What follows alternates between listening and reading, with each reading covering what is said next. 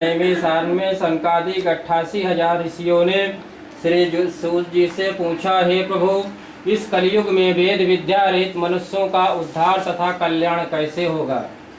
यह बात सोचते हुए नारद मुनि मृतलोक में आ पहुँचे। मृतलोक का मतलब जहाँ हम लोग रह रहे हैं, इसका नाम है मृतलोक। यहाँ आ पहुँचे। अनेक योनियों में जन्मे हुए मनुष्य अपने कर्मों को द्वारा अनेक प्रकार से दुखी हो रहा है। नारद मुनि जब यहाँ मृतलोक में आ जाते हैं तो क्या देख रहे हैं, जो जैसा कर्म कर रहा है उसको उसी प्रकार से फल मिल रहा है। तो नारद मुनि की बहुत चिंता सताने लगी कि क्या उपाय किया जाए जिससे ही थोड़े से पुण्य करने से मनुष्यों का दुखों का नाश हो सके। यही बात उनको चिंता सताने लगी। यह बात सोचते सोचते नारद मुनि स्वर्ग लोक में जा पहुँचे। वहाँ श्वेत वर्ण और चाव भुजाओं वालों ईश को नारायण को देख करके, जिनके हाथों में शंख चक्र गदा तथा पद्माला पहने हुए थे, नारद मुनि स्थित करने लगे, हे भगवान, आपका आदि मध्य निर्गुण है, सृष्टिभूत भक्तों को भगाने वाले हैं, आपको बार बार नमस्कार है। नारद मुनि जब भगवान पास पहुंचते तो नारद मुनि यह देख रहे हैं कि भगवान कितने लंबे हैं और कितने चौड़े हैं, यह नारद मुनि नहीं जान पाए और बार बार वंदना कर रहे हैं। जब कमल नयन श्री सत्यनारायण भगवान नेत्र खोलते हैं तो देखते हैं तो नारद मुनि हाथ जोड़कर खड़े हुए थे। तो कहने लगे कि हे नारद, किसके लिए आगमन हुआ हो है, निसंकोच कहो, हम सुनना चाहता हूँ। जैसे हमें आपके यहाँ कोई आ जाए, नया आदमी पूछे भाई का है आया, कौन काम है, उसी तरह भगवान पूछ रहे हैं किसके लिए आगमन हुआ है, निसंकोच कहो, हम सुनना चाहता हूँ, हमारे मन में श्रद्धा है। तब नारद मुनि कहने लगे, हे भगवान, मैं मृतलोक में गया था जहाँ पर अनेक योनियों में जन्मे हुए मनुष्य अपने कर्मों को द्वारा अनेक प्रकार से दुखी हो रहे हैं। हे नाथ, मुझ पे दया रखते हो तो कृपा करके मुझसे आप बताइए। जय श्री राम। तो भगवान कहने लगे कि हे नारद, तुमने मनुष्यों की भलाई के लिए बहुत अच्छी बात पूछी है। जिस काम करने से मनुष्य मोह से छूट जाता है, मैं तुमसे प्रेमवश कहता हूँ, जो श्री सत्यनारायण भगवान का व्रत करेगा उसकी सारी इच्छाएं पूरी हो जाएंगी। तब नारद मुनि कहने लगे, भगवान, पूजा तो किया जाएगा, लेकिन इस पूजा से क्या फल मिलेगा। तो भगवान ने कहा, धन धानात को बढ़ाने वाला, सौभाग्य तथा संतान को देने वाला, सब स्थानों पर विजयी करने वाला, श्रद्धा एवं भक्ति के साथ किसी भी दिन मनुष्य धर्म प्राण होकर के भगवान की पूजा कर सकता है। तब नारद मुनि कहने लगे, भगवान, पूजा तो किया जाएगा, लेकिन क्या क्या सामग्री लगेगी। तो भगवान ने कहा, नैवेद्य केले का फली, शक्कर, गेहूं का चून, फल, मीठा, धूप, दीप इत्यादि सामग्री ले लेना। अपने भाइयों बंधुओं, मतलब जैसे आप लोग आए हुए हैं, अपने भाइयों बंधुओं को बुला लेना। विधि के साथ श्री सत्यनारायण का पूजन करना। विधि के साथ मतलब जैसे दूध, दही, घी, शक्कर, शहद, पान, सुपारी, लौंग, इलायची, फल, मीठा जैसे अभी चढ़ाया गया है, इसी तरह विधि के साथ श्री सत्यनारायण का पूजन करना और ब्राह्मणों को भोजन कराना और स्वयं भोजन करना। नित्य गीत आदि का मतलब, गीत का मतलब जैसे हवन ववन होने लगे तो जैसे आप लोग कुछ देवी उवी गीत गावत थी, उसी तरह नित्य गीत आज का आचरण करता हुआ समय व्यतीत करना। यही कलिकाल में मोक्ष का सरल उपाय है। बोलिए श्री सत्यनारायण भगवान की जय।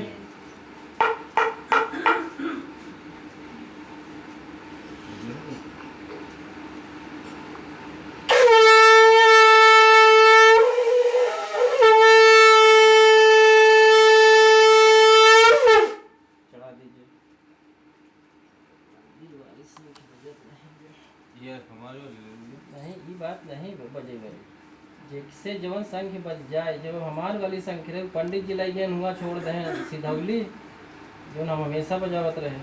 हाँ भाई, सबके हाथे संघ बैठी हो तो जो हमारे हाथे वाले रहे उस चली के संघ सिधौली, एक मंदिर संघ है, ये पंडित जी बजाई पावत ही लेकर, देखिए हमका अभ्यास ही नहीं बजावे थे। चलिए अच्छा खोल लीजिए। सूत जी कहते हैं, मैं आगे की कथा कहता हूँ, आप लोग ध्यान से सुनिए।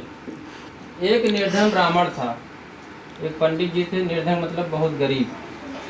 उनका क्या काम था, नित्य भिक्षा मांगते थे, घर घर जाकर के भिक्षा मांगते थे, जो भी मिलता था थोड़ा बहुत ला करके अपने परिवार का भरण पोषण करते थे।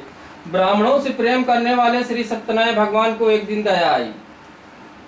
वह भगवान एक ब्राह्मण का रूप धारण करके आए, कहने लगे, हे ब्राह्मण, यह बताओ, हम देख रहे हैं तुम नित्य पृथ्वी पर इधर उधर घर घर क्यों घूमते हो, तो वह ब्राह्मण कहने लगा कि हे पंडित जी, मैं बहुत गरीब ब्राह्मण हूँ, निर्धन ब्राह्मण हूँ, भिक्षा के लिए घूम रहा हूँ। यदि आप इसका कोई उपाय बता दीजिए तो मैं भिक्षा मांगना बंद कर दूंगा। तो बूढ़े ब्राह्मण का रूप धारण करने वाले श्री सत्यनारायण भगवान ने कहा कि हे ब्राह्मण, तुम श्री सत्यदेव का पूजन करो, तुम्हारी सारी इच्छाएं पूरी हो जाएंगी। इतना बात बतलाकर बूढ़े ब्राह्मण रूप धारण करने वाले श्री सत्यनारायण भगवान गए और कुछ दूर गए और अंतर ध्यान हो गए। वह ब्राह्मण भिक्षा मांगा, धीरे धीरे फिर अपने घर को गया, खाया पिया, रात को सो गया। सवेरा उठा और चल दिया भिक्षा के लिए। उसका रोज का काम था भिक्षा मांगना। जैसे ही ब्राह्मण कुछ दूर पहुंचता है तो उसके मन में एक वही बात कल की याद आएगी। कल हमको एक ब्राह्मण मिला था, कह रहा था श्री सत्यनारायण भगवान का पूजन करो, सारी इच्छाएं पूरी होगी। हमारे मन में तो इच्छा बहुत हो रही है कि मैं भगवान की पूजन करूं, लेकिन इसमें नैवेद्य, केले का फली, शक्कर, गेहूं का चूर्ण, फल, मीठा, धूप, दीप, भाई सब सामग्री लाएंगे तो पैसे लगेगा इसमें। सो हमारे पास पैसे तो है नहीं जिससे मैं सामग्री लाऊंगा, भगवान की पूजा करूं। तो वह ब्राह्मण अपने मन में यह विचार किया कि हे भगवान, आज ग्राम में भिक्षा मांगने से जो धन मिलेगा मैं उसी से श्री सत्यनारायण भगवान का उत्तम व्रत करूंगा। वह ब्राह्मण चल दिया भिक्षा के लिए।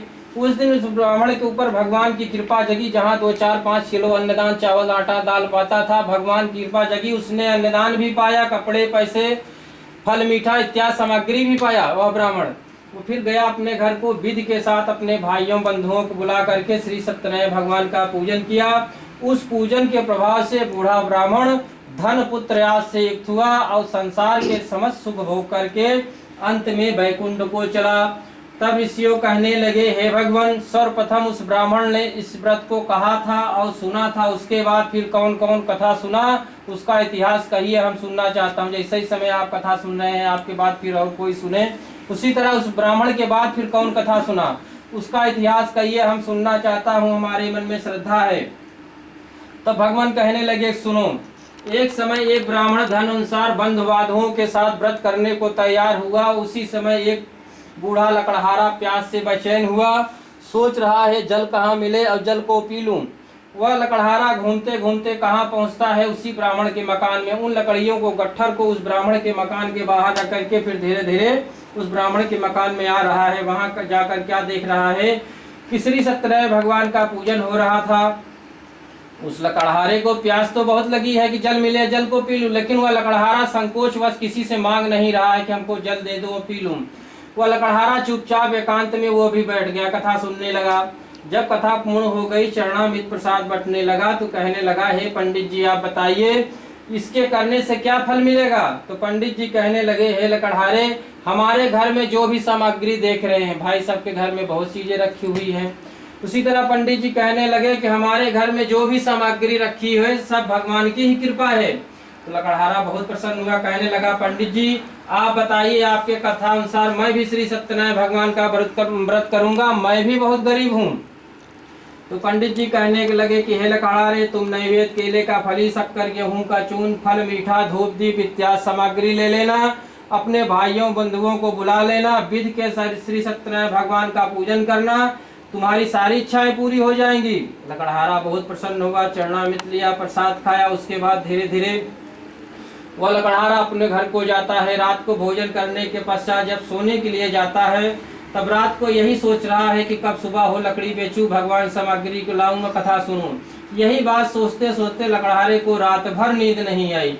सवेरा उठा, वह लकड़हारा नित्य क्रिया करने के पश्चात उन्हीं लकड़ियों को, गट्ठर को अपने सिर पर रखकर चल दिया। कहाँ पर? जहाँ पर धनवान लोग रहते थे। पहले वही लकड़ी लकड़हारा 1 रुपए किलो बेचता था, भगवान की कृपा जगी, वही लकड़ी 4 रुपए किलो बेचने लगा। लकड़हारा पहुंचता है अपने बाजार में, नैवेद्य, केले का फली, शक्कर, गेहूं का चूर्ण, फल, मीठा, धूप, दीप इत्यादि सामग्री लाया। विधि के साथ श्री सत्यनारायण भगवान का पूजन किया।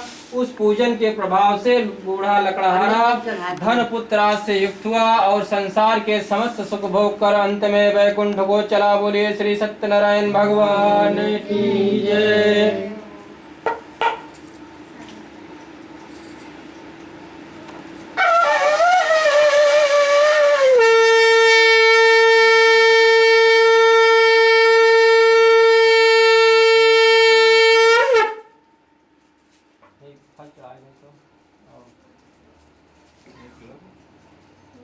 ऊपर चढ़ा दो भगवान जी।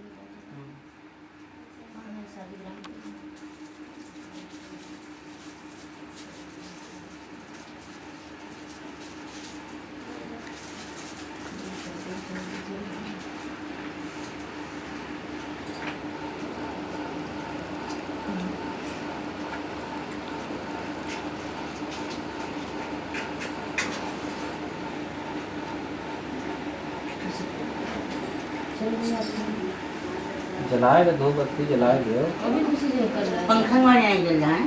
खुशी इसको जला के लाऊंगा उसे। इसको चलाओ, यहाँ पंखा मारे जल रहा है। थोड़ा चावल दे दे। सूत जी कहते हैं, मैं आगे की कथा कहता हूँ, आप लोग ध्यान से सुनिए। एक उल्का मुख नाम का राजा था, शक्तिवक्ता था, जितेंद्रिय था। प्रतिदिन देव स्थानों पे जाता था, गरीबों को धन देकर के उनके कष्ट को दूर करता था। उसकी पत्नी कमल के समान मुख वाली सती सावित्री थी। जो राजा उल्का मुख नाम के राजा थे, वो रोज जाते थे, जैसे आप मान चले हाथी बाबा मंदिर, जहाँ दर्शन करें। जब दर्शन करने के पश्चात जो भी गरीब मिल जाए सामने, सबको एक एक दो दो पैसे जो भी उनके पास रहता था दे देते। अपने राज्य में किसी को दुख नहीं देते थे, सबको संतुष्ट रखते थे। एक दिन क्या हुआ, उनके राज्य में थी एक भद्रशिला नदी, जैसे आपके लखनऊ में गोमती, हमारे प्रयागराज में गंगा जमुना सरस्वती, उसी तरह उनके राज्य में एक भद्रशिला नदी थी। उस नदी के किनारे दोनों प्राणी श्री सत्यनारायण की पूजा सुन रहे थे अपनी प्रजा के साथ। उसी समय क्या हुआ, एक साधु वैश्य उसी भद्रशिला नदी के से जा रहा था नाव से। साधु वैश्य मतलब बनिया, बहुत सा धन लेकर के, जैसे आप लोग यहाँ बैठे हुए हैं, उसी तरह राजा के पास भी बहुत से लोग बैठे हुए थे। तो बनिया वहीं से देख रहा है कि वहाँ पर भीड़ क्यों लगी है, चलो चल कर देखते हैं। तो नाविक से कहा कि धीरे धीरे नाव किनारे लगाओ, चल कर देखते हैं वहाँ पर क्यों भीड़ लगी हुई है। तो जब बनिया वहाँ आता है तो क्या देख रहा है कि श्री सत्यनारायण भगवान का पूजन हो रहा था। वह बनिया उस समय कुछ नहीं बोला और चुपचाप बैठ गया, कथा सुनने लगा। जब कथा पूर्ण हो गई, चरणामृत प्रसाद बंटने लगा, तो कहने लगा बनिया कि राजा आप बताइए, भक्ति चीज से आप क्या कर रहे हैं, इसके करने से क्या फल मिलेगा। बनिया ने कभी भविष्य में पूजा न देखा था न किया था, तो क्या जाने क्या होता है। उसने कहा कि क्यों ये कर रहे हो, फल मीठा इत्यादि सामग्री चढ़ाए हुए हो, इससे करने से क्या होगा, फल मिलेगा। तो राजा ने कहा, हे बनिया, पुत्र प्राप्ति के लिए महाशक्तिवान श्री सत्यनारायण भगवान का पूजन किया जा रहा है। तो बनिया मन ही मन बहुत प्रसन्न हो रहा, सोच रहा है हमारे यहाँ धन तो बहुत है लेकिन कोई संतान नहीं है। तो राजा ने आश्वासन दिया कि बनिया अगर इस व्रत को करोगे तो निश्चय ही तुम्हें संतान प्राप्त होगा। बनिया चरणामृत लिया, प्रसाद खाया, उसके बाद अपने व्यापार से निवृत्त हुआ, फिर धीरे धीरे अपने घर को जाता है। जब अपने घर को पहुंचता है तो अपनी पत्नी लीलावती से कहने लगा कि एक उल्का मुख नाम के राजा थे, भद्रशिला नदी के तट पर दोनों प्राणी श्री सत्यनारायण भगवान का पूजन कर रहे थे। तो हमने पूछा किसके करने से क्या फल मिलेगा। तो उन्होंने कहा जो इस व्रत को करेगा उसे संतान प्राप्त होगा। चलो मैं इस व्रत को आज मान रहा हूँ, जब हमारे कोई संतान होगा तो मैं श्री सत्यनारायण भगवान का पूजन करूंगा। यह बनिया अपनी पत्नी से लीलावती से कह दिया। धीरे धीरे समय बीतता गया। संसारी धर्म में प्रवृत्त होकर के श्री सत्यनारायण भगवान की कृपा से उसकी पत्नी गर्भवती हो गई तथा 10वें महीने में उसे एक सुंदर कन्या का जन्म हुआ। दिनों दिन इस तरह बढ़ने लगी जैसे शुक्ल पक्ष का चंद्रमा बढ़ता है। इस समय कृष्ण पक्ष चल रहा है, इसके अमावस्या के बाद शुक्ल पक्ष लगेगा। जब शुक्ल पक्ष में चंद्रमा देखिए धीरे धीरे बढ़ता है, पूर्णिमा तक पूर्ण हो जाती है। उसी तरह उसकी कन्या बढ़ने लगी जैसे शुक्ल पक्ष का चंद्रमा बढ़ता है। कन्या का नाम कलावती रखा गया। तब उसकी पत्नी कहने लगी बनिया की कि आपने जो संकल्प किया था कि जब हमारे कोई संतान होगा तो मैं श्री सत्यनारायण भगवान का पूजन करूंगा, उसे आप करिए, अब अवसर यह आ गया है। तो अब बनिया अपनी पत्नी को आश्वासन देने लगा कि हे प्रिय, मैं अभी श्री सत्यनारायण भगवान का पूजन नहीं करूंगा, जब अपनी पुत्री का विवाह करूंगा तो उस समय विवाह भी कर दूंगा और श्री सत्यनारायण भगवान का पूजन भी कर दूंगा। बनिया अपने पत्नी को आश्वासन दे दिया। उसके बाद कथा को टाल दिया उसने। इधर बनिया व्यापार के लिए कहाँ चल दिया, परदेश। इधर बनिया की औरत पितृगृह यानी गृहस्थ में लपटिया गई, वो भी भूल गई श्री सत्यनारायण भगवान का व्रत करना। इधर धीरे धीरे समय बीतता गया। इधर बनिया की लड़की धीरे धीरे सियानी होने लगी। जब बनिया परदेश से आता है तो क्या देख रहा है, उसकी कन्या अपने गांव के सखियों के साथ खेल रही थी। तो उसने सोचा अब तुम्हारी कन्या विवाह करने योग्य हो गई है, अब इसका विवाह कर दिया जाए। आज के जमाने में हम लोग स्वयं लड़का लड़की देखने जाते हैं शादी विवाह के लिए। पहले पंडित जी जाते रहे या नाऊ, वो जाए कि देख के आवे कि कौन से गांव में कैसा लड़का है, तो उनके परिवार वाले से बताते थे, वो लोग भी देखते थे, तब शादी विवाह होता था। उसी तरह बनिया एक नौकर को भेजता है, कहता है जाकर हमारे घर पे हमारे एक सुंदर पुत्री के वास्ते सुंदर लड़का देखकर लाओ, मैं अपनी पुत्री का विवाह करूंगा। वह नौकर पहुंचता है, कई गांवों में टहला, घूमते घूमते कहाँ पहुंचता है, कंचनपुर नगर। वहां बड़ी देख के भाल एक सुंदर वाणी को पुत्र को लाया। बनिया अपने परिवार बंद रिश्तेदारों के साथ मिलकर के अपनी पुत्री का विवाह उस लड़के के साथ कर दिया। लेकिन दुर्भाग्यवश विवाह के समय भी श्री सत्यनारायण भगवान का व्रत करना भूल गया। उसी समय श्री सत्यनारायण भगवान क्रोधित हो गए, कहा कि हे बनिया, तुम हमारी पूजा से विमुख हुआ है, जा मैं तुझे श्राप दे रहा हूँ, तुम्हें दारुण दुख प्राप्त हो। भगवान श्राप दे करके अंतर ध्यान हो गए। इधर कन्या का विवाह हो गया, अपने ससुराल को गई आई, धीरे धीरे समय बीतता गया। इधर बनिया धीरे धीरे अब बूढ़ा होने लगा। अब बनिया को बड़ी चिंता सताने लगी कि भाई जब हमारे पास यानी जब नौजवान थे तो अकेले परदेश जाते थे, व्यापार करते थे, लेकिन अब बूढ़ा हो रहा हूँ, कैसे मैं व्यापार करूँ। उसको बड़ी चिंता सताने लगी। तो अपने मन में यह विचार किया क्यों ना अपने दामाद को ही ले लूं, चलूं व्यापार करने के लिए। अपने दामाद को लेकर के दोनों लोग चल दिए व्यापार करने के लिए। कहाँ पर जाते हैं, रत्नपुर नगर। वहाँ के राजा थे चंद्रकेत, उनके राज्य में ससुर और दामाद दोनों लोग व्यापार करने लगे। इधर भगवान ने कहा था कि तुम्हें दारुण दुख प्राप्त होगा। एक दिन श्री सत्यनारायण भगवान माया रचते हैं, राजा चंद्रकेत के यहाँ चोरी कराते हैं। कितने चोर भगवान भेज रहे हैं, मात्र 2 ही चोर। जब राजा के महल में जा रहे थे चोर, तो जो सिपाही बाहर गेट पे खड़े थे तो उसने नहीं देखा कौन अंदर गया। लेकिन जब राजा का धन चुराकर चोर अंदर से फिर जब बाहर आने लगे तो जो सिपाही गेट पे खड़े थे तो देख लिया, कहा अरे भाई तुम लोग कौन हो, इस राजा के महल में से इस गठरी में बांध कर क्या ले जा रहे हो। तो भाई चोरे के जो कहे ना आधा ही तो अब तो पकड़ गया। सिपाही पकड़ के ले चले राजा के पास। तो उसने कुछ बोला नहीं। तो पूछा तो होगा कि क्या पूछ रहे हो। चोर धीरे धीरे फिर आगे बढ़ते चले जा रहे हैं। तो सिपाही पीछे से दौड़ा लिया, कहा कि तुम लोग कौन हो, क्या लेकर जा रहे हो। तो चोरों फिर भागने लगे। तो सिपाहियों ने चोर चोर करके दौड़ा लिया। जब चोर काफी दूर भागते भागते थक गए, सोचा अब सिपाही हमको पकड़ लेंगे। तो जो राजा का धन चुराया हुआ था वह राजा को धन कहाँ रख दिया, उन चोरों ने जहाँ पर बनिया उसका दामाद सोया हुआ था। इधर चोर धन रख करके जो राजा चुराया था, फिर चोर आगे गए। उधर पीछे से सिपाही आ रहे थे, देखा, कहा अरे ये तो राजा का धन लग रहा है, यही दोनों चोर है, इनको पकड़ो राजा के पास ले चलो। जब राजा चंद्र के पास सिपाही ले गए, कहा कि हे राजा, आपका धन चुराकर यह दोनों चोर भागे जा रहे थे। तो राजा ने कहा इनको कठोर कारावास में डाल दो, जितना धन लिए हैं सब छीन लो। इधर बनिया के घर पे क्या हुआ, जो धन रखा था सब चोर चुरा ले गए। शारीरिक मानसिक की पीड़ा में बनिया के यहाँ कुछ भी नहीं रह गया। उसकी औरत और उसकी लड़की यानी कलावती और लीलावती दोनों लोग एक वक्त की रोटी बना के खा सके, कुछ भी नहीं रह गया, सब चोर चुरा ले गए। एक दिन क्या हुआ, बनिया की लड़की की कलावती को बहुत भूख प्यास सताने लगी। अब सोचा कि अब क्या किया जाए। आदमी के जब परिस्थिति डाउन होता है तो 2 ही काम करता है, या तो चोरी करेगा या फिर भीख मांगेगा। उसने सोचा आज क्यों ना चलो किसी के यहाँ मांग कर ही खाया जाए। वह लड़की घूमते घूमते कहाँ पहुँचती है, उसी ब्राह्मण के मकान में जाकर क्या देख रही है, श्री सत्यनारायण भगवान का पूजन हो रहा था। उसको तो भूख तो बहुत लगी हुई, कब मिल जाएगा खा लूँ। मेवा मिष्ठान इत्यादि सामग्री चढ़े हुए थे। तो वह लड़की संकोचवश कुछ मांगती नहीं है, चुपचाप बैठ गई। वो अभी कथा सुनने लगी। अपने मन में यह विचार किया कि जब सबको मिलेगा तो हमें भी मिलेगा। वह लड़की चुपचाप बैठ गई, एकांत में आश्वासन करके। जब कथा पूर्ण हो गई, चरणामृत प्रसाद बंटने लगा, तो उसने चरणामृत प्रसाद खाया। उसके बाद थोड़ा चरणामृत प्रसाद ले लिया, सोचा हमारी माता भी भूखी है, उनके लिए भी थोड़ा ले लूं। उसने चरणामृत प्रसाद लिया। कथा सुनने और प्रसाद लेने में उसको धीरे धीरे शाम हो गई। जब घर को पहुंचती है तो उसकी माता कहने लगी, हे पुत्री, तुम्हारे मन में क्या है, तुम रात रात क्यों घूमती हो, तुम्हारा शादी विवाह हो गया। तो उसने कहने लगी कि माता, मैं घूम नहीं रही थी, एक ब्राह्मण के मकान में गई थी जहाँ पर श्री सत्यनारायण भगवान का पूजन हो रहा था। मैं आपके लिए यह प्रसाद लाई हूँ। जब इतना वाक्य सुना तब उसकी माता रोने लगी, कहने लगी, हे पुत्री, तुम्हारे पैदा होने के पहले तुम्हारे पिताजी ने यही संकल्प किया था कि जब हमारे कोई संतान होगा तो मैं श्री सत्यनारायण भगवान का पूजन करूंगा। आज बताओ हम लोगों की क्या दशा हो गई है। उसी समय बनिया की औरत लीलावती हाथ जोड़कर कहने लगी, हे भगवान, आप हमारे अपराधों को क्षमा कर दीजिए। सामर्थ्य के अनुसार मैं आपकी पूजन करूंगी। आप हमारे पति और दामाद को इस नगर में शीघ्र भेज दीजिए। बनिया की औरत उस पूजन की तैयारी करने लगी।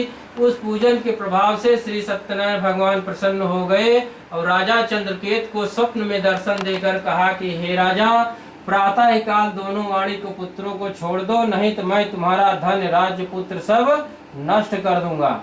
अब यह जब सपना देखा राजा चंद्रकेत, सवेरा हुआ अपने मंत्रियों को बुलाकर मंत्र गणना करने लगा। जैसे हम ही लोग रात में सपना देखे अपने परिवार वालों से बताए, उसी तरह राजा अपने मंत्रियों को बुलाकर कहने लगा कि हमारे स्वप्न में श्री सत्यनारायण भगवान आए थे, कह रहे थे प्रातः काल छोड़ दो, नहीं तो तुम्हारा सब राज्य विध्वंस हो जाएगा। तो मंत्रियों ने आपस में विचार किया कि हे राजा, आपका धन आपके पास है, इन दोनों ने आपने का क्या लिया है, इनको छोड़ दिया जाए। तो राजा ने तुरंत सिपाही को आदेश दिया, जाकर के उनको कठोर कारावास से बाहर लाया गया। उनको जो दाढ़ी बाल बढ़ गए थे, नाव राजा बनिया उसके दामाद का, उसको नाव बुला करके बनवाया। राजा ने स्वयं अपने हाथों से उनको नहलाया धुलाया, नए नए वस्त्र दिया। राजा ने जितना धन लिया था उससे दूना दिया। कहा तुम दोनों हमको क्षमा करो, तुम दोनों अपने घर को जाओ। दोनों वाणी पुत्र अपने घर को चले। बोलो श्री सत्यनारायण भगवान की।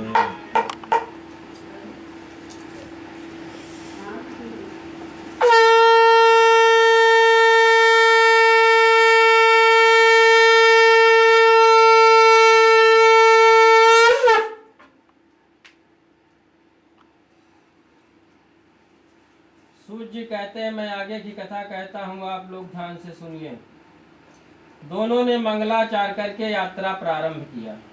अब ससुर दामाद दोनों लोग सोचने लगे, चलो अब हम लोग व्यापार नहीं करेंगे, हम लोगों को चोरी का इल्जाम लग गया, अब चलो घर को चलते हैं। अब ससुर दामाद दोनों लोग चल दिए।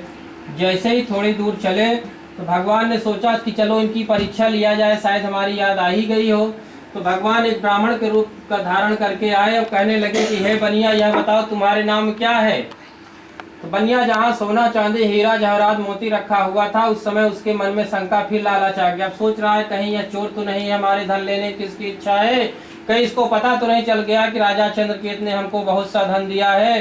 तो वह कहने लगा, उस समय झूठ बोलने लगा कि मैं बनिया का जात, हमारे नाम में क्या हो सकता है, लता पात्र घास फूस इत्यादि सामग्री भरे हुए हैं। भगवान ने सोचा कि जहाँ ये सोना चांदी हीरा जवाहरात रखा था, कह रहा है लता पात्र घास फूस, हमसे झूठ क्यों बोल रहा है। फिर भगवान ने सोचा कि चलो ठीक है, तथास्तु, अगर तुम कह रहे हो कि लता पात्र घास फूस हो तो तथास्तु। इतना कह करके भगवान उसी नदी के किनारे जाते हैं। एक सुंदर वृक्ष था, उसके नीचे बैठ गए भगवान ध्यान में। इधर बनिया नित्य क्रिया करने के पश्चात जब अपने नाव के पास पहुंचता है तो उसकी नाव बहुत ऊंची उठ गई। मान के चलिए अगर ठोस वस्त्र गेहूं का चावल 1 या 2 कुंटल रख दिया जाए तो उसकी लंबाई और चौड़ाई कम होगी। अगर भूसा या पत्ता 1 या 2 कुंटल रख दिया जाए तो उसकी लंबाई और चौड़ाई दोनों बढ़ेगी। उसकी इसी तरह उसकी नाव लता पात्र से इत्यादि सामग्री से नाव बहुत ऊंची उठ गई। अब यह बनिया सोच रहा है हमारे पास इतना धन कहाँ से आ गया। जब बनिया जाकर के एक एक गठरी खोलकर देखने लगा तो जो भगवान से कहा था कि लता पात्र घास फूस इत्यादि सामग्री भरे हुए हैं, बनिया को हर गठरी में वही सब कुछ मिलने लगा।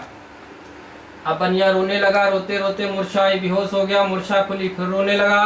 तब उसका दामाद कहने लगा, पिताजी आप रोइए नहीं, जो एक ब्राह्मण का रूप धारण करके आए थे, स्वयं भगवान आए थे आपकी परीक्षा लेने के लिए, आपने उनसे असत्य वचन क्यों कहा। तो बनिया फिर रोने लगा, कहने लगा कि भगवान कहाँ आए थे, तो हमने तो नहीं देखा। कहन कि जो ब्राह्मण था वही भगवान था। कहन कि भगवान की शरण में चलेंगे तभी हमारी मनोकामनाएं पूरी होगी। अभी भगवान इसी रास्ते से गए हैं। अब बनिया रोने लगा, रोते हुए फिर अपने उसका दामाद अपने ससुर को लेकर के धीरे धीरे चलने लगा भगवान की शरण में। जैसे ही बनिया दूर से देखता है भगवान ध्यान में बैठे हुए हैं, बनिया दौड़ते हुए पहुंचता है, भगवान के चरण को पकड़कर रोने लगा, कहने लगा, हे भगवान, हमने जो आपसे असत्य वचन कहे थे उसे आप क्षमा कर दीजिए। भगवान ने कहा, हे बनिया, तुम हमारी पूजा से विमुख हुआ है, इसलिए तुम्हें बार बार दुख प्राप्त हो रहा है। बनिया कहने लगा, हे भगवान, आपको जब ब्रह्मा नहीं जान पाए तो मैं साधारण मनुष्य हूँ, मैं आपको क्या जान पाऊंगा। आप प्रसन्न होइए, सामर्थ्य के अनुसार मैं आपकी पूजन करूंगा, आप हमारे नौका में धन भर दीजिए। भगवान ने सोचा चलो हमारा भक्त है, हमारी याद तो आ गई, इसके जाओ तथास्तु, तुम्हारा धन जैसे था पहले वैसा ही हो जाएगा। अब भगवान कुछ दूर गए, फिर अंतर ध्यान हो गए। इधर बनिया जब भगवान के पास से आने लगा, अब उसको फिर लालच समा गई रास्ते में। अब सोच रहा है पहले भगवान की पूजा करूं कि अपने सामग्री को देखूं। उसने सोचा पहले अगर मैं पूजा करूंगा तो इसमें नैवेद्य, केले का फली, शक्कर, गेहूं का चूर्ण, फल, मीठा, धूप यानी पूरी सामग्री लाऊंगा, इसमें पैसे खर्चा होगा। पूजा करूं तो पता चले हम जाए कि नाव कपने देखी, हमारा धन हमका ना मिले, सोना चांदी हीरा जवाहरात, पता चले वो तो चला गवाई बा। अब बाकी पूजा में पैसा खर्चा होए, यह धन जाए। तो उसने अपने मन में विचार किया, नहीं पहले भगवान पूजा न करब, पहले अपने धन के देखब, अगर हमारा धन होए तब फिर पूजा करब। बनिया इतना चालाक होते। फिर जब पहुंच कर देखता है, जब उस बनिया का सोना चांदी हीरा जवाहरात से परिपूर्ण था, तब वह तुरंत, फिर तब देर नहीं लगाया, उसने तुरंत तब भगवान का पूजन किया। पूजन करने के पश्चात अब वह धीरे धीरे अपने नगर को चलने लगा। नगर मतलब अपने घर को। अब बांध के चले, जैसे कि 4 बाग पे आप पहुंच जाए, वहाँ फोन कर दे कि हम आ रहे हैं, तो राह देखा घरे वाले। उसी तरह बनिया कह रहा है कि हमारे घर पे जाकर कह दो कि हम लोग आ गए इस नगर के समीप। उसी तरह नौकर पहुंचता है घर पर, जाकर क्या देख रहा है, वहाँ कलावती और लीलावती यानी माँ और बेटी दोनों लोग श्री सत्यनारायण भगवान का पूजन सुन रही थी। जब बनिया की लड़की कलावती ने सुना कि हमारे पति इस नगर के समीप आ गए हैं, तो वह बहुत प्रसन्न हो गई। उस समय कथा पूर्ण होने वाली थी, चरणामृत प्रसाद बंटने वाला था। उसने अपनी माता से कहने लगी, माता तुम भी चली आना, कथा जैसे ही पूर्ण हो जाए मैं जा रहा हूँ अपने पति का दर्शन करने के लिए। उसने प्रसाद नहीं लिया और चल दिया अपने पति के दर्शन के लिए। अब क्या देख रही है, धीरे धीरे अभी नाव किनारे लगेगी, हमारे पति आएंगे, मिलेंगे, उसके बाद फिर घर को चलेंगे। लेकिन देखते ही देखते नाव जल में डूब गया। अब कन्या रोने लगी, रोते रोते मूर्छा आई, बेहोश हो गई। इधर बनिया हाथ जोड़कर कहने लगा, हे भगवान, मुझसे या मेरे परिवार से जो किसी से भूल हुई है उसे आप क्षमा कर दीजिए। उसी समय आकाशवाणी हुई, हे बनिया, तुम्हारी कन्या ने हमारे प्रसाद को त्याग कर आई है, इसलिए इसका पति अदृश्य हुआ है। यदि यह घर जा करके प्रसाद खा कर लौटे तो इसका पति अवश्य मिलेगा। ऐसी आकाशवाणी सुनने के पश्चात वह लड़की पहुंचती है, प्रसाद खाया, आकर के फिर अपने पति का दर्शन किया। दर्शन करने के पश्चात बनिया, उसका दामाद, उसकी लड़की और उसकी औरत सब लोग घर को पहुंचते हैं। बनिया हर पूर्णिमा को श्री सत्यदेव का पूजन करने लगा तथा बनिया इस लोक में सुख भोग कर अंत में वैकुंठ को चला। बोलिए श्री सत्यनारायण भगवान की जय।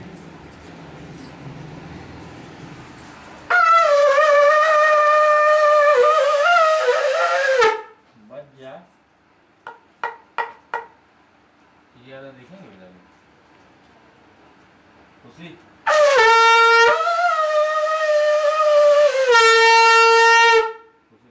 वाली संग उठा रहे, आप बजाओ का खुशी जाओ सही बजट नहीं हमसे। ये वाले की वाले इधर वाले ले बजाओ। जल्दी पान दो लगेगा वो वो अच्छा लिया ना।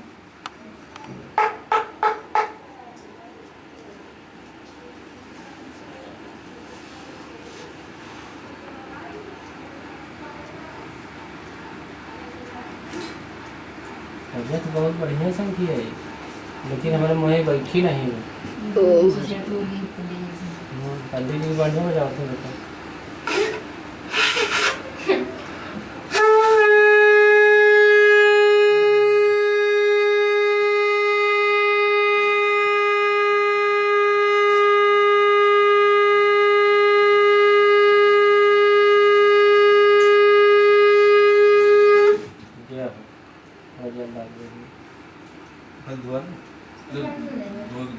एक बार और बजाओ थोड़ी।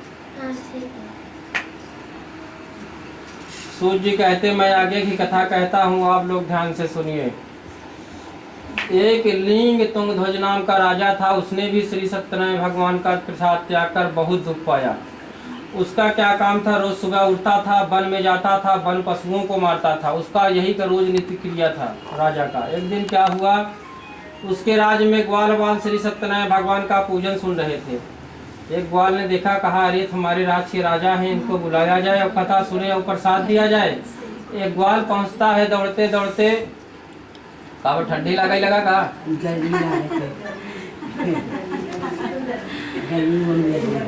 पहुंचता है, कहता है, राजा रुकिए रुकिए, आप चलिए, आज हमारे यहाँ श्री सत्यनारायण भगवान का पूजन हो रहा है। तो राजा बहुत घमंडी था, ईश्वरवादी था। वो सोचने लगा मैं पहला नंबर इस राज का राजा हूँ, ये हमारी प्रजा है, हम इनके साथ कैसे मैं कथा बैठ के सुनूंगा, मेवा मिष्ठान खाने वाला मैं तुम्हारा पंजेरी कैसे खाऊं, और मैं जमीन पे कैसे बैठूं। ना ही बनिया दूर से राजा ने दूर से ही प्रणाम किया कि हे भगवान, मैं हमारे पास समय नहीं है, मैं आपकी कथा नहीं सुन पाऊंगा, आप हमको क्षमा कर दिया। ऐसा भी राजा अपने मन में नहीं सोचा, हंसने लगा। हंसते हंसते वह अपने सुंदर नगर को चल दिया। जब वहाँ राजा जाकर क्या देख रहा है, उसके आंखों के सामने जो महल वहल बनवाया हुआ था सब गिरने लगा। प्रजा जो थी सब त्राही त्राही करने लगी, कहने लगे कि राजा ये सब क्या हो रहा है। तो राजा तुरंत जान गया कि रास्ते में भी हमको एक द्वार मिला था, कह रहा था चलो हमारे यहाँ श्री सत्यनारायण भगवान का पूजन हो रहा है और प्रसाद लीजिए, हो न हो भगवान ही हमारे ऊपर रुष्ट हो गए हैं। तो राजा वहां से फिर रथ को तुरंत मोड़ता है आया, भगवान के चरणों में गिर गया, कहने लगा हे भगवान हमें आप क्षमा कर दीजिए, मैं आपकी कथा भी सुनूंगा और प्रसाद भी खाऊंगा।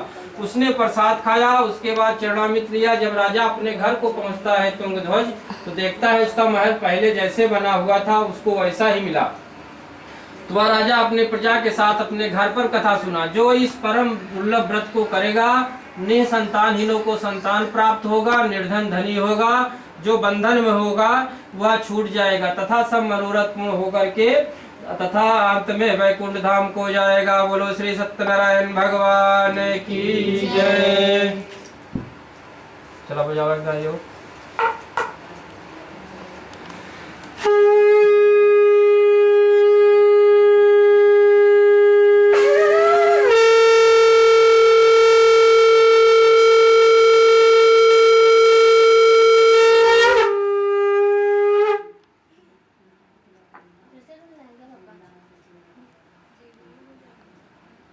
चलो चलो राम तो अपने बने हैं। अब होए हमन। ले